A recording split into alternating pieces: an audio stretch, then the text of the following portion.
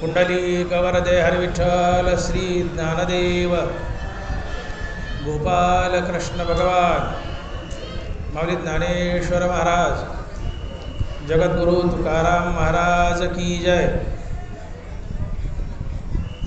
पतीचे मता अनुसरोनी पतिव्रता अनायासे आत्महिता भेटेची दे। ग्रंथराज ज्ञानेश्वरी अध्याय क्रमांक 16। पतीचे मता अनुसरोनी पतिव्रता अनायासे आत्महिता भेटेची दे।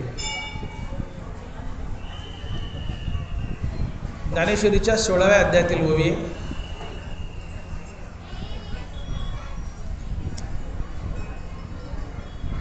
विना आश्रयो न शोभन्ते पंडिता वनिता लता। विना आश्रयो न शोभन्ते पंडिता वनिता लता। पंडित, वेल आणि स्त्री या 3 गोष्टी आश्रयाशिवाय शोभून दिसत नाहीत। विना आश्रय न शोभन्ते पंडिता वनिता लता। पंडित, वेल आणि स्त्री या 3 गोष्टी आश्रयाशिवाय शोभून दिसत नाहीत। पंडिताला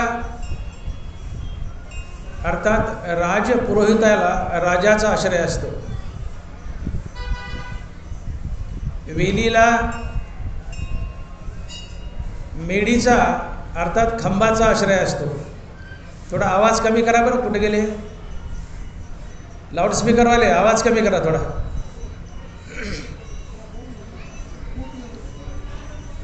पंडिताला अजून कमी करा। पंडिताला राजाचा आश्रय असतो।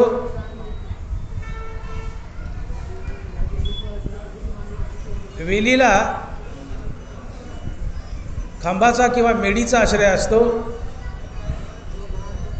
आणि स्त्रीला पतीचा अर्थात नवऱ्याचा आश्रय असतो। या 3 गोष्टी आश्रयाशिवाय शोभून दिसत नाहीत। वेल कितीही सुंदर असू द्या, जमिनीवर पसरली तर ती शोभून दिसत नाही। वेल शोभते खांबावर किंवा मेढीवर, तसं स्त्री शोभते आपल्या पतीसोबत, आपल्या पतीच्या आश्रयाने। विना आश्रय न शोभन्ते पंडिता वनिता लता। लता म्हणजे वेली, वनिता म्हणजे पत्नी किंवा स्त्री। वेल जशी मेढीच्या आश्रयाशिवाय शोभून दिसत नाही, तशी स्त्री अर्थात पत्नी पतीच्या आश्रयाशिवाय शोभून दिसत नाही। दणबरा लिहितात की भ्रतारहीन वनिता उपहती पावे सर्वता तशी दशा हे जीविता स्वधर्मे विन। भ्रतारहीन वनिता, नवऱ्यानं टाकलेली बाई आहे किंवा बाईनी नवरा सोडलाय। भ्रतारहीन वनिता उपहती पावे सर्वता, नवऱ्यानं सोडलेली बाई तिचा सारखा उपहास होतो, अपमान होतो। ती लाथाचा चेंडू असते। शब्द ज्ञानोबरायचे। भ्रतारहीन वनिता उपहती पावे सर्वता। बाईने नवरा सोडला किंवा नवऱ्याने बायकोला सोडलं, अर्थ एकच आहे। तात्पर्य नवऱ्यानं सोडलेली बाई ही लाथाचा चेंडू असते। पावलोपावली तिचा उपहास होतो, तिचा अपमान होतो। मुलीनं सासर सोडले, नवऱ्याला सोडले आणि माहेरी गेली, कुजबूज सुरू होते। महिना झाला अजून गेली नाही गही, महिना झाला अजून गेली नाही गही, कवा रात्री गही, जायचं का नाही गहीला, कुजबूज सुरू होते। भावजया नाक डोळे मोडतात, भाऊ कानाडोळा करतो, आई वडील तिचे असतात, पण किती दिवसाचे, म्हातारे झाले, थकले, त्यांच्या हातात काही नसतं. उपहास होतो, उपहास होतो, पावलोपावली अपमान होतो. शब्द ज्ञानोबरायचे, भ्रतारे हे न वनिता उपहती पावे सर्वता. पतिविरहित स्त्री, नवऱ्यानं टाकलेली बाई, पावलोपावली ती लाथाचा चेंडू असते, तिचा पावलोपावली अपमानच होतो. आणि म्हणून जी वस्तू आपला आश्रय आहे तिचा आपण सदैव आदर करावा. पंडितानं राजाचा आदर करावा, विलीनं मेडीचा खांबाचा आदर करावा, पत्नीने पतीचा आदर करावा. जी वस्तू आपल्याला आधारभूत आहे तिचा सदैव आदर करावा. पत्नीने पतीचा सदैव आदर करावा. हे शास्त्र आहे, हे शास्त्र आहे. पती हेच पत्नीचं खरं लेणं, पती हाच पत्नीचा खरा दागिना, पती हाच पत्नीचा खरा परमेश्वर. पत्नीला नवऱ्यासारखा दुसरा कोणीही परमेश्वर नाहीये. पत्नीचा खरा परमेश्वर जर कोण असेल तो तिचा पती, तिचा नवरा. आणि म्हणून म्हणतात की पती परमेश्वर. बाईचा खरा परमेश्वर, खरा देव जर कोण असेल तो तिचा नवरा असतो, तिचा पती असतो. आणि या नवऱ्याची जर मनोभावे सेवा केली तर नुसत्या नवऱ्याच्या एका सेवेने बाईला फुकटात मोक्ष मिळतो, फुकटात मोक्ष मिळतो. ज्ञानोबा या वहीत दावा करतात आणि लिहितात, पतीची मता अनुसरोनी पतिव्रता अनायासे आत्महिता भेटे चिते. आत्महित म्हणजे मोक्ष. पुढचा माईक बंद ठेवा, पुढच्या माईकवाले बोलू नका. अनायासे आत्महिता भेटे चिते. आत्महित म्हणजे मोक्ष. ज्ञानोबरायनं बाईसाठी मोक्ष अतिशय सोपा केलाय. पुरुषासाठी मोक्ष अतिशय अवघड आहे. पुढचे माईकवाले बोलू नका, माईकवाले बोलू नका माईकमध्ये. पुरुषासाठी शास्त्रानं, देवानं मोक्ष अतिशय अवघड केलाय. याजसाठी जप, याजसाठी तप, व्यासेही अमूप ग्रंथ केले. पुरुषाला ध्यान आहे, धारणा आहे, तप आहे, कठोर साधना करावी लागते. एवढी साधना करूनही देव लवकर भेटत नाही. पुरुषासाठी देवानं मोक्ष अति अवघड केलाय, पण स्त्रीसाठी देवानं मोक्ष अतिशय सोपा केलाय, अतिशय सोपा. आणि ते काय तर ज्ञानोबराय म्हणतात की पत्नीनं पतीची नुसती मनोभावे सेवा करावी, या एवढ्या एका सेवेनं पत्नीला मोक्ष मिळतो. पतीचे मता अनुसरोनी पतिव्रता अनायासे आत्महिता भेटेची ते. पत्नीनं आपल्या पतीची मनोभावे सेवा करावी, एवढ्या एका सेवेने तिला मोक्ष मिळतो. पतीच्या सेवेने पत्नीला मोक्ष मिळतो असा ज्ञानोबराय या वहीत दावा करतायत. पण एक आट घालतायत, एक आट घालतायत. स्त्रीला कुठं तीर्थाला जायची गरज नाहीये, ध्यानधारणा करायची गरज नाहीये, कठोर साधना करायची गरज नाहीये. स्त्रीसाठी, पत्नीसाठी तिचा नवरा हाच देव, नवऱ्याच्या नुसत्या सेवेने मोक्ष मिळतो. पण या ठिकाणी ज्ञानोबराने एक आट घातली आहे. पतीच्या सेवेने पत्नीला मोक्ष मिळेल, पण एक ज्ञानोबा आट घालतायत. ती आट नीट ऐका. पतीची मता अनुसरोनी पतिव्रता अनायासे आत्महिता भेटेची ते. पतीच्या नुसत्या सेवेने पत्नीला मोक्ष मिळेल, पण ती पत्नी पतिव्रता असावी, ही अट घातली आहे. पत्नी पतिव्रता असावी.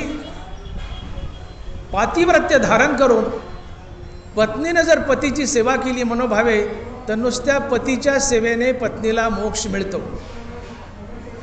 की जो मोक्ष जगात सगळ्यात अवघड आहे, या जगात सगळ्यात दुर्मिळ काय असेल तर मोक्षाची प्राप्ती. तुम्हाला काही मिळेल पण मोक्ष मिळणार नाही, महाकठीण आहे, महाकठीण आहे. पण बाईसाठी देवानं मोक्ष अति सोपा केला आहे. दानवराय म्हणतात पातिव्रत्य धारण करा आणि नवऱ्याची मनोभावे सेवा करा, एवढ्या नवऱ्याच्या एका सेवेने तुम्हाला मोक्ष मिळेल. पतीचे मता अनुसरोनी पतिव्रता, अनायासे आत्महिता भेटेची ते. आता पतिव्रतेची व्याख्या काय?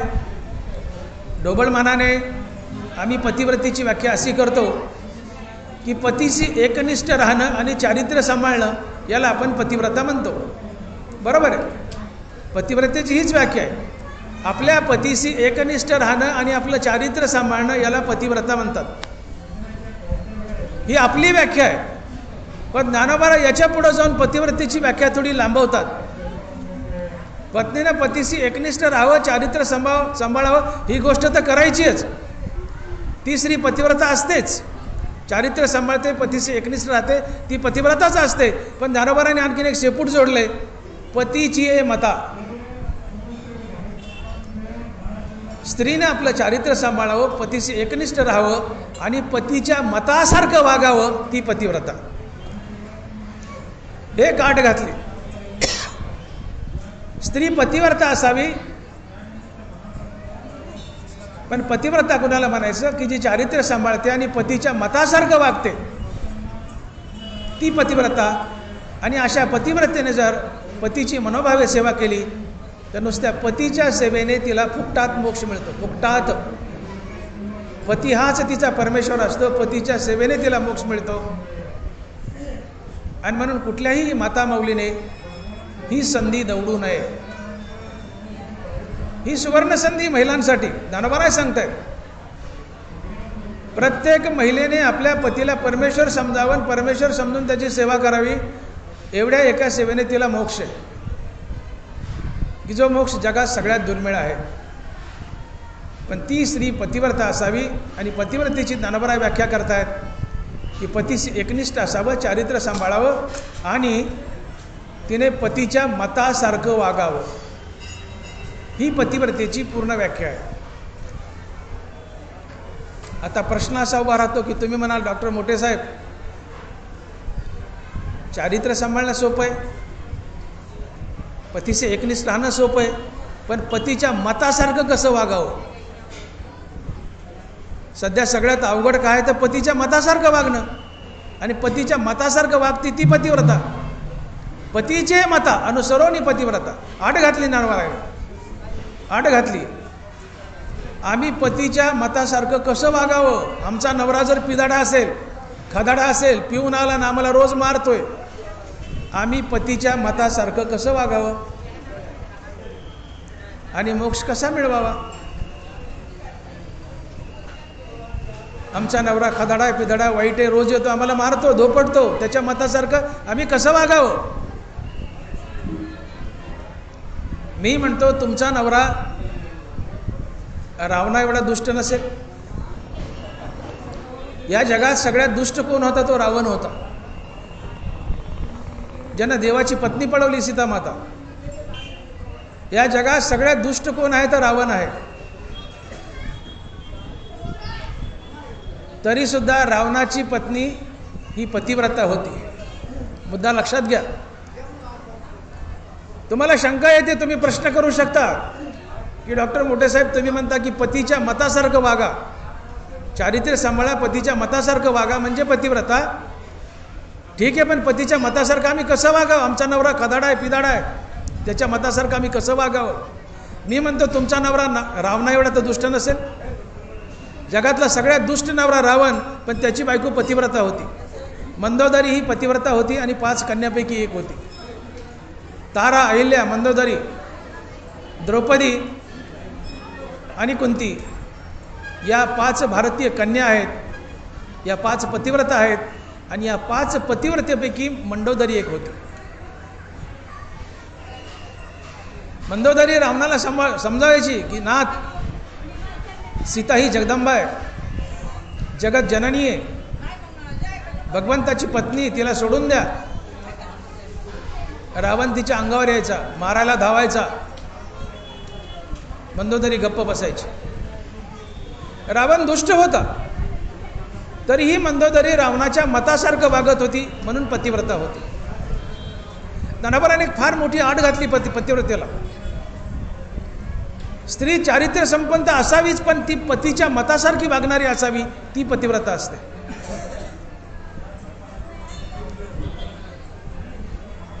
नवरा पिऊन आलाय, नवरा दारू पिऊन आला, तुम्ही म्हणता आम्ही त्याच्या मतासारखं कसं वागावं आणि पातिव्रत्य कसं आणावं? पतीच्या मतासारखं वागणं तर पतिव्रत आहे. मग आमचा नवरा दुष्ट आहे, आम्ही पातिव्रत्य आणावा कसावं? त्याच्या मतासारखं वागावं कसं? नवरा पिऊन आला, शिवीगाळ करू लागला, तुम्ही काय करता? आल्या आल्या नागडोळे मोडता आणि म्हणता आला का ढोसून, आला का ढोसून, आणि भांडे आदळतात,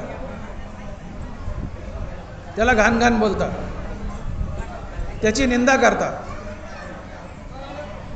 आणि कानाला निंदा अप्रिय, कानाला स्तुती आवडते. ज्ञानोबा साक्ष देत आहेत.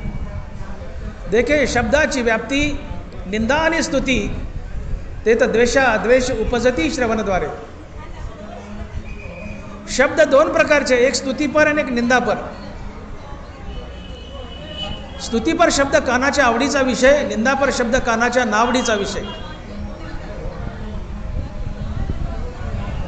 तुमची कोणी निंदा केली तर ज्याने निंदा केली तात्काळ त्या निंदा करणाऱ्याबद्दल तुमच्या मनात द्वेष निर्माण होतो. द्वेष क्रोधाला जन्म देतो आणि क्रोधातून भांडण उभा राहतं. तुम्ही नवऱ्याची निंदा केली, नवरा पिऊन आलाय, नवऱ्याची निंदा केली आहे, त्याला घाण घाण बोलतायत, तात्काळ तुमच्याबद्दल त्याच्या मनात द्वेष निर्माण होईल. द्वेषातून क्रोध जन्माला येईल आणि त्याच्या मनात द्वेष आणि क्रोध निर्माण झाला की तो तुम्हाला आणखीन शिवीगाळ करेल, आणखीन मारेल, आणखीन हाणेल, घराच्या बाहेर काढेल. कानाला निंदा अप्रिय, कानाला स्तुती आवडते. बाई चुकते इथंच. नवरा पिऊन आलाय, आला की त्याला घाणघाण बोलते, आला का ढोसून, भांडे आदळते, त्याचा तिटकारा करते, त्याची निंदा करते. निंदा कुणी असो, पोटचं लेकरू असो, निंदा कुणालाही आवडत नाही. ज्यांनी आपली निंदा केली तात्काळ त्याच्याबद्दल द्वेष, द्वेषातून क्रोध, क्रोधातून भांडण तंटा, संबंध अजून विकोपाला जातात, संबंध बिघडतात. नवरा दारू पिऊन आलाय, त्याच्याशी बॅडली रिॲक्ट होऊ नका, आदळापट करू नका, त्याला प्रेमानं रिसीव्ह करा. या साहेब, या मालक, त्याचा बूट काढा, त्याचे सॉक्स काढा, त्याला पलंगावर झोपा, त्याला पाणी द्या, त्याला चहा करून द्या, त्याला विचारा भजे तळून देऊ का? पिऊन आलाय पण म्हणा भजे तळून देऊ का? प्रसंगी त्याला भजे तळून द्या. नवरा मुठीत घ्यायचा आहे, प्रेमात मोठी शक्ती आहे. पतीच्या मतासारखं वागायचंय. नवरा बिघडलाय, सुधारायचा आहे, त्याची मतं सुधारायची आहेत आणि त्याचं जसं मत आहे तसं आपल्याला वागायचंय आणि पतीच्या मतासारखं वागते ती पतिव्रता आहे. मग पतीची मतं आम्हाला बदलायची, पतीची मतं चांगली करायची. पती बिघडलाय, वळणावर आणायचा, त्याची मतं चांगली करायची आणि जेव्हा त्याची मतं चांगली होतील त्याच्या मतासारखं आम्हाला वागायचंय आणि पतीच्या मतासारखं वागते ती पतिव्रता असते. मग नवरा दारू पिऊन आला तर रागावू नका, चिडू नका, त्याची निंदा करू नका. गाढवाला पाटील म्हणा, गाढवाला पाटील म्हणा. नवरा गाढव आहे माहिती आहे पण त्याला पाटील म्हणा, त्याची स्तुती करा. कानाला स्तुती फार प्रिय आहे. स्तुती कानाला किती प्रिय आहे? स्तुती ऐकायला मेलेला मनुष्य उठतो, स्तुती ऐकतो आणि पुन्हा मरतो, इतकी स्तुती माणसाला प्रिय आहे. नवराला गोड बोला, गोड बोला. या मला हळूच्या, त्याला धरा, त्याचे कल चाललेत, त्याला पलंगावर झोपा, त्याचा बूट काढा, सॉक्स काढा, त्याला पाणी द्या, जेवणाचं विचारा, प्रसंगी त्याला भजे तळून द्या. प्रेमात मोठी ताकद असते. ज्याने कुणी तुमची स्तुती केली आहे तात्काळ त्या व्यक्तीबद्दल आपल्या मनात राग, अर्थात प्रीती, प्रेम निर्माण होतं. राग म्हणजे प्रीती, प्रेम. नवरा पिऊन आलाय, तुम्ही त्याची तारीफ करा. गाढव आहे पण पाटील म्हणा. स्तुती कानाला प्रिय आहे, तुम्ही त्याची तारीफ करा. ज्यांनी आपली स्तुती केली तात्काळ त्याच्याबद्दल आपल्या मनात प्रेम निर्माण होतं. त्याचा अर्धा राग दारात कमी होतो. तो आत येईल, तुम्हाला घाण घाण बोलेल, तुम्हाला अपकार करेल, सदैव अपकार करणाऱ्या नवऱ्यावर उपकार करा. उपकारात फार ताकद असते. विसोबा खेचरानं आयुष्यभर ज्ञानोबरायावर अपकार केला. चारही भावंडाला जीवन नकोसं केलं. सिद्धबेटावर राहण्यास भाग पाडलं. जीवन सळो की पळो केलं. नकोसं केलं विसोबा खेचरानं या चारही भावंडांना. विसोबा खेचर ज्ञानोबरायांना अपकार करत होता. ज्ञानोबराय त्याच्यावर उपकार करत होते. अपकार करणाऱ्यावर जो उपकार करतो तो अपकार करणारा एक ना एक दिवस शरण येतो आणि तुमच्या पायावर लोळतो. माझं वाक्य नीट ऐका.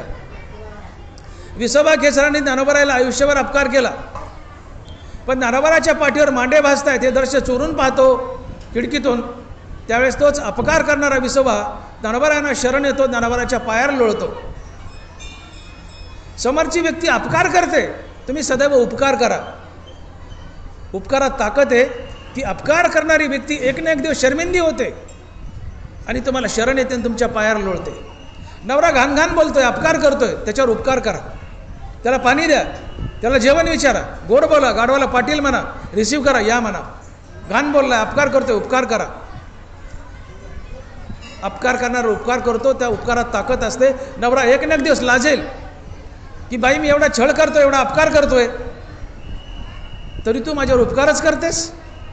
त्याचं काळीज वितळेल, पिघळेल आणि हळूहळू तुमच्या मुठीत येईल. आणि नवरा तुमच्या मुठीत आला, त्याची मतं हळूहळू बदला. त्याला आपल्या पदराला बांधा. तो अपकार करतोय, तुम्ही उपकारच करा. उपकारात ताकद आहे. तुम्ही उपकारच करतायत. तो लाजेल की मी एवढा बायकोवर अपकार करतोय, पण बायको माझ्यावर उपकारच करते. तुम्ही कुणावर उपकार करा. अपकार करणारा सदैव उपकार करा. ते लाजतं, शरण येतो. नवराही लाजेल, शरण येईल. तो अपकार करतोय, तुम्ही उपकारच करा. तो शरण येईल, तुमच्या पायावर लोळेल. बाई मी एवढा छळ केला तुझा, एवढा अपकार करतोय, पण तू उपकारच करतीस. मोठ्या मनाची ग बाई. पायावर लोळेल, तुमची माफी मागेल आणि तुमच्या मुठीत येईल. आणि मग हळूहळू त्याची मतं बदला. आणि त्याची मतं बदलली की त्याच्या मतासारखं वागा. मग पतीचे मता अनुसरोनी पतिव्रता अनायासे आत्महिता भेटेची. ते तुम्ही आपल्या पतीची आई बना, बायको बनवू नका. नवरा बायकोत भांडण का होतं? नवरा बायकोत भांडण का होतं? तुम्ही नवऱ्याची बायको बनता म्हणून भांडण होते. तुम्ही नवऱ्याची आई बना. तुम्ही म्हणाल असं कसं काय उलटं बोलले? नवऱ्याची नाही, शास्त्र सांगतंय. नाथ महाराज भागवतात लिहितायत, आत्मा वय पुत्र नामासी, पुत्र झाली या स्त्रीसी, संग करू नये स्त्रीपासी, क्षणे क्षणे त्यागवी वेद. उभी नीट आहे का? नाथ महाराजाची आत्मा वय पुत्र नामासी, पुत्र झाली या स्त्रीसी, संग करू नये स्त्रीपासी, क्षणे क्षणे त्यागवी वेद. नाथ महाराज लिहितायत भागवतात. आपल्यापासून आपल्या पत्नीला एक मुलगा झाला तर आपणच आपला अंश तिच्या उदरात ठेवला, पोटात ठेवला आणि आपल्या रूपानं ते बाळ तिच्या पोटातून बाहेर आले. पर्यायाने तुम्हीच त्या बाईच्या पोटी जन्म घेतला, हे नाथ महाराज म्हणतात. आपण आपल्या बाईच्या उदरात आपला अंश ठेवलाय. आपलाच अंश बाळाच्या रूपानं जन्माला येतो आणि ते नवरा असतो. बाईच्या पोटी जन्माला आलेला आपलं बाळ तिच्या पोटी नवराच आलेला असतो. नाथ महाराज म्हणतात, आत्मा वय पुत्र नामासी, पुत्र झाली या स्त्रीसी, संग करू नये स्त्रीपासी, क्षणे क्षणे त्यागवी वेद. आणि म्हणून स्त्री ही क्षणाची पत्नी आणि अनंत काळची माता असते. स्त्री ही क्षणाची पत्नी, अनंत काळची माता असते. आपल्या पतीची तुम्ही पत्नी बनवू नका, पतीची आई बना. आम्हाला आपल्या पतीची आई बनता यावी.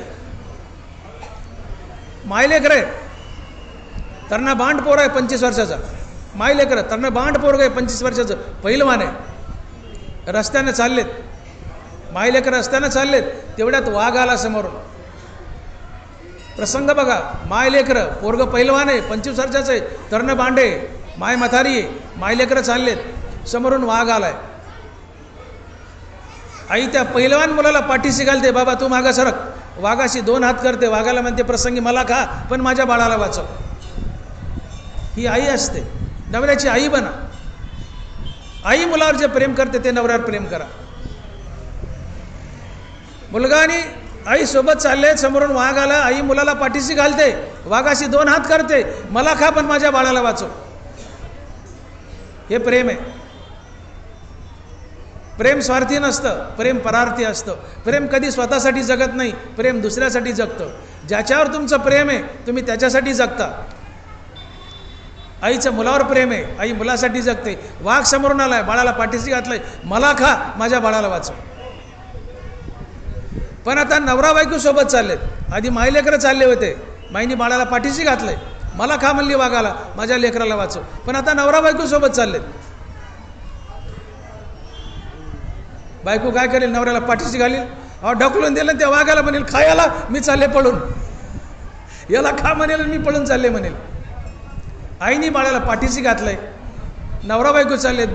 बायको वाघाच्या अंगावर ढकलेल नवऱ्याला, खा म्हणेन याला, मी जाते पळून.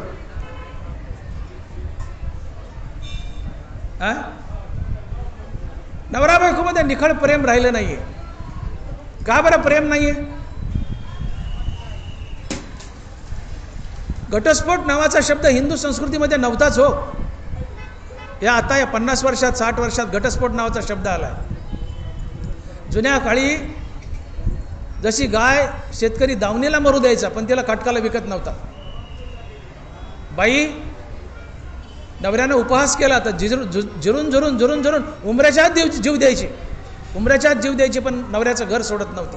घटस्फोट नावाचा शब्दच नव्हता. घटस्फोट शब्द आता आलाय. नवरा एक शब्द बोलला की आरे की कारे, भरली बॅग की निघाली मुलगी, केलं की फारकतीची नोटीस. का असं होतंय? पती पत्नीत प्रेम का राहिलं नाही? मैं तेरे लिए चांद लावूंगा, तारे लावूंगा, फलाना करूंगा, बिस्ताना करूंगा, ही वासना आहे, प्रेम नाही आहे. नवरा बायकोचं प्रेम कशाने जागं करावं? तुकोबाराय लिहित आहेत, भक्तीचे ते वर्म जयाचे हाती, तया घरी शांती क्षमा दया. तुकोबारायचं चरण नीट आहे का? भक्तीचे ते वर्म जयाचे हाती, तया घरी शांती क्षमा दया. तुकोबाराय म्हणतात, ज्याच्या मुखात देवाचं नाव आहे फक्त त्याच्याच हृदयात दया वास करते. भक्तीचे ते वर्म जयाचे हाती, तया घरी शांती क्षमा दया. शांती क्षमा दया या 3 गोष्टी फक्त त्याच्याच जीवनात वास करतात ज्याच्या मुखात देवाचं नाव आहे. तात्पर्य, पती पत्नी उभयता दोघंही नामधारक आहेत. रामकृष्ण हरी नामाचा जाप करतात नवरा बायको दोघंही. दोघाच्या हृदयात दया. आणि दया ही समोरच्या व्यक्तीला कधी दुःख देत नाही. दया ही समोरच्या व्यक्तीचं दुःख निवारण करण्यासाठी जगत असते. दया स्वार्थी नसते, दया परार्थी असते. दया समोरच्या माणसाला कधी दुःख देत नाही, उलट समोरच्या माणसाचं दुःख निवारण करते. मग पती पत्नी उभयता नामधारक आहेत, दोघांच्या हृदयात दया आहे. दोघंही एकमेकाचं दुःख निवारण करतील, एकमेकाला दुःख देणार नाहीत. आणि ज्यावेळेस दोघं एकमेकाचं दुःख निवारण करतील, सहजच त्यांचा संसार सोन्याचा होईल, त्यांच्यामधला भांडण तंटा मिटून जाईल. नवरा बायकोत कधी भांडण होऊ नये असं वाटत असेल तर पती पत्नी उभयता दोघेही नामधारक असावेत. दोघांनाही रामकृष्ण हरी नामाचा जाप करावा. ज्याच्या मुखात हरिनाम त्याच्या हृदयात दया. पती पत्नी दोघांच्या मुखात हरिनाम, दोघांच्या हृदयात दया. दया ही समोरच्याला कधी दुःख देत नाही, उलट समोरच्याचं दुःख निवारण करतील. आणि मग पती पत्नी नामधारक तर दोघांच्या हृदयात दया. दोघं एकमेकाचं दुःख निवारण करतील, एकमेकाला दुःख देणार नाही. पती पत्नी एकमेकासाठी जगतील. हरिनामानं दया जागृत होते आणि पत्नी ही पतीची आई बनते आणि पतीही पत्नीचा बाप बनतो. आणि म्हणून मी म्हटलं की तुम्ही नवऱ्याची बायको होऊ नका, नवऱ्याची आई व्हा. आणि हे शास्त्र आहे. आई व्हा म्हणजे नात्याने आई व्हा ना, पण आईवत प्रेम करा. तुम्ही आई व्हा याचा अर्थ आईसारखं प्रेम करा. नाथ महाराज पुरावा देतात, पुत्र वै नामासी पुत्र झाली स्त्रियसी, आत्मा वै पुत्र नामासी पुत्र झाली स्त्रियसी, संग करू नये स्त्रीपाशी क्षणे क्षणे त्यागवी वे. नवऱ्यावर पुत्रवत प्रेम करा आणि नवऱ्यावर पुत्रवत प्रेम करण्यासाठी मुखामध्ये हरिनाम धारण करा. मुखामध्ये हरिनाम नसेल तर हृदयात दया नसते. हृदयात दया नसेल तर ती व्यक्ती निर्दयी असते. निर्दयी कडू असतं, अधर्मी असतं, कुणाचंच नसतं. पापी कुणाला म्हणायचं? पापी कोण? नामासी विनमुख.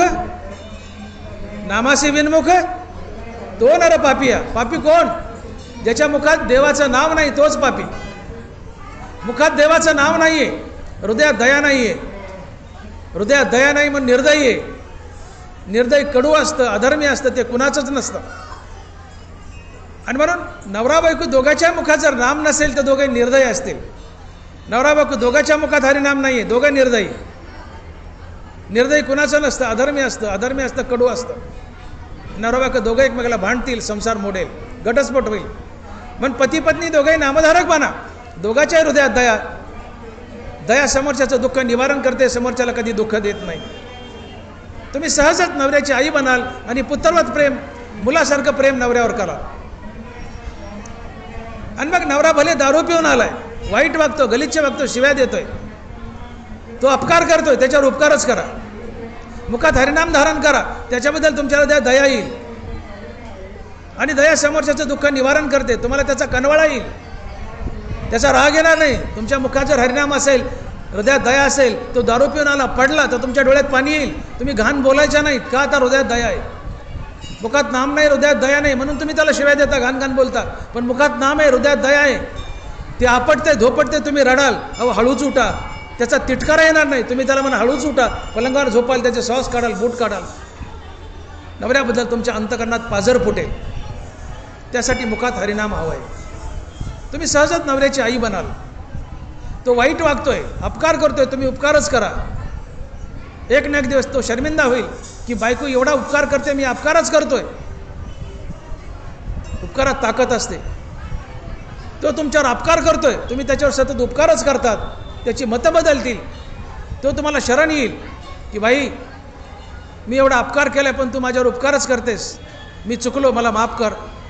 हळूहळू तो सुधारेल, त्याचे मतं बदलतील. आणि त्याची मतं बदलली म्हणजे मतं चांगली होतील. आणि त्याची मतं बदलली, चांगली मतं झाली की तुम्ही सहजच पतीच्या मतासारखं वागाल. आणि जी पत्नी पतीच्या मतासारखं वागते ती पतिव्रता असते. जी पतीच्या मतासारखं वागते ती पतिव्रता असते. आणि मग चारित्र्य धारण करून नवऱ्याशी एकनिष्ठ राहून जी पतीच्या मतासारखं वागते ती पतिव्रता. आणि असं पातिव्रत्य धारण करून नवऱ्याची जर शुद्ध अंतकरणानं सेवा केली तर एवढ्या एका नवऱ्याच्या सेवेने तुम्हाला फुकटात मोक्ष आहे. आणि मग ज्ञानोबा म्हणतात की पतीचे मता अनुसरोनी पतिव्रता अनायासे आत्महिता भेटेची ते. आत्महित म्हणजे मोक्ष. आणि म्हणून पुरुषापेक्षा स्त्रिया जास्त भाग्यवान आहेत परमार्थाच्या बाबतीत. पुरुषापेक्षा स्त्रिया जास्त भाग्यवान आहेत. देवानं शास्त्रानं पुरुषासाठी मोक्ष अति अवघड केलाय, अति अवघड केलाय. एका पायावर उभा राहा, तप करा, जप करा, सप्ताह घ्या, हरिनाम घ्या, तीर्थयात्रा करा, नाना भानगडी करा. याच्यासाठी जप, याच्यासाठी तप, व्यासही अमुक ग्रंथ केले. पुरुषासाठी मोक्षाची वाट अतिशय खडतर आहे. पुरुषासाठी देवानं मोक्ष अतिशय अवघड केलाय. पण स्त्रियासाठी मोक्ष देवानं अतिशय सोपा केलाय. आणि म्हणून तुम्ही स्त्री जन्मात आहात, ही सुवर्ण संधी दवडू नका. तुम्हाला या जन्मात, या जीवनात, या सृष्टीत काही मिळेल पण मोक्ष सहजासहजी मिळणार नाही. जगात सगळ्यात अवघड काय तर मोक्ष आहे. आणि जोपर्यंत मोक्ष नाही तोपर्यंत पुन्हा जन्मायचं आहे, पुन्हा मरायचं आहे.